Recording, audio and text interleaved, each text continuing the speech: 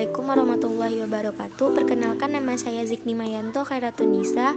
Saya dari kelas 11 MIPA 2 SMA Negeri 5 Padang. Pada video kali ini saya akan menjelaskan teknik pemisahan minyak bumi dan kegunaan. Pertama yaitu pemisahan fraksi minyak bumi. Pada gambar ini, minyak bumi yang berasal dari dalam bumi dan ditampung di dalam tangki, kemudian barulah dilakukan proses destilasi. Yang pertama adalah pemisahan atau destilasi. Destilasi merupakan proses cara pemisahan campuran komponen-komponen zat berdasarkan perbedaan titik didih. Proses ini dikerjakan dengan menggunakan kolam atau menara destilasi. 2. Perekahan atau cracking. Cracking adalah metode atau pemecahan pemisahan molekul-molekul senyawa hidrokarbon yang besar menjadi molekul-molekul senyawa hidrokarbon yang kecil.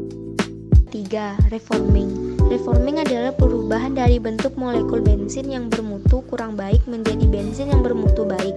Reforming dilakukan menggunakan kalastis dan pemanasan. 4. Polimerisasi. Polimerisasi adalah proses penggabungan molekul-molekul kecil menjadi besar. Misalnya penggabungan senyawa isobutene dengan senyawa isobutana menghasilkan bensin berkualitas tinggi, yakni isoptana. Yang kelima yaitu pembersihan atau treating. Treating adalah pemurnian minyak bumi dengan cara menghilangkan pengotor-pengotornya. Itu blending. Blending adalah proses pencampuran suatu zat adiktif supaya kualitas minyak bumi sesuai dengan yang diinginkan masyarakat. Kira-kira seperti inilah bentuk menara destilasi. Selanjutnya saya akan membahas fraksi-fraksi minyak bumi dan kegunaannya dalam kehidupan. Gas. Gas memiliki titik didih kecil dari 25 derajat Celcius. Gas yang dikenal dengan nama LPG digunakan untuk bahan bakar kompor gas atau produk petrokimia. Kedua, nafta. Nafta merupakan senyawa dengan titik didih 175 derajat sampai 200 derajat Celcius. Nafta digunakan sebagai sintesis senyawa dalam produk cat, kosmetik, plastik, karet, deterjen, dan lain-lain. Ketiga, petroleum ether.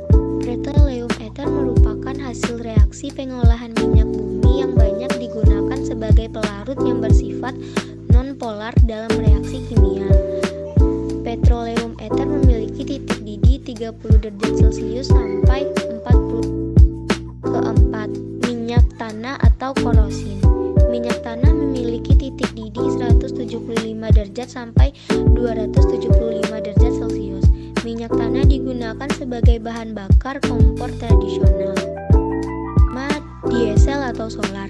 Solar memiliki titik didih 250 derajat sampai 375 derajat Celcius. Solar digunakan sebagai bahan bakar dalam industri dan bahan bakar mesin diesel. Keenam, pelumas atau oli. Pelumas didapatkan melalui pemanasan minyak mentah dengan suhu 350 derajat sampai 500 derajat Celcius. Pelumas digunakan untuk melindungi komponen yang berasal dari logam saat terjadi gesekan.